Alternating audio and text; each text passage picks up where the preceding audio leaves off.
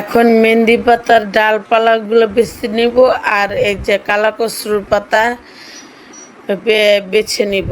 এগুলো দুইটা একসাথে মিশিয়ে ব্লেন্ডার করে মাথায় দিব চুল কালো করার জন্য।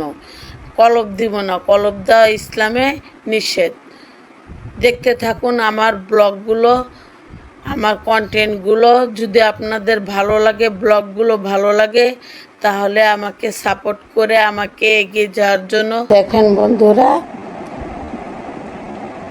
কালা কসুর পাতা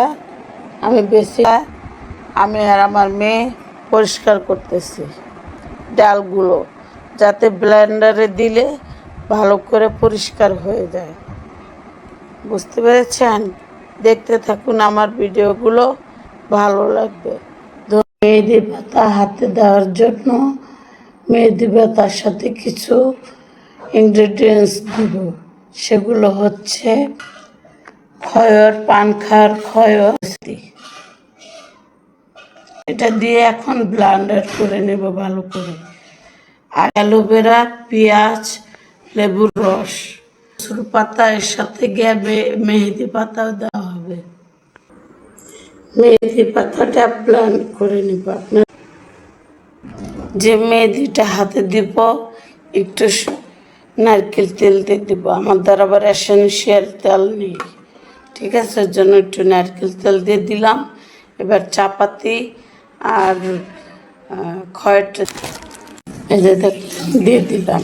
এখন এটা ব্লেন্ড করে দিলে, হাতে দিলে দারুণ টকটক লাল হবে। এটা একেবারে অর্গানিক। তৈরি হয়ে গেল হাতে দেওয়ার জন্য অর্গানিক মেহেন্দি বাটা, যা ব্লেন্ডার আমি করে নিয়েছি সুবিধার জন্য।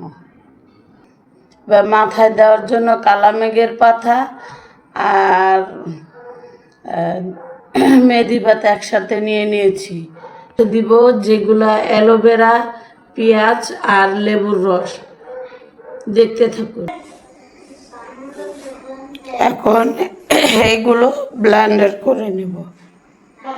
আছে মেহেদি আর ওই যে কালা কসুর পাতা, কালা কুসকুসার পাতা যা বলে আর কি আমাদের আঞ্চলিক ভাষায়।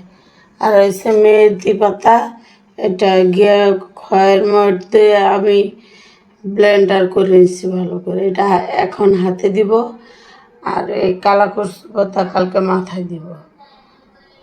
তো কালকের ভিডিও কালকে দেখেন, আজকে যদি পারি সম্ভব পায় সবগুলো রেডি করে রাখবো ইনশাল্লাহ।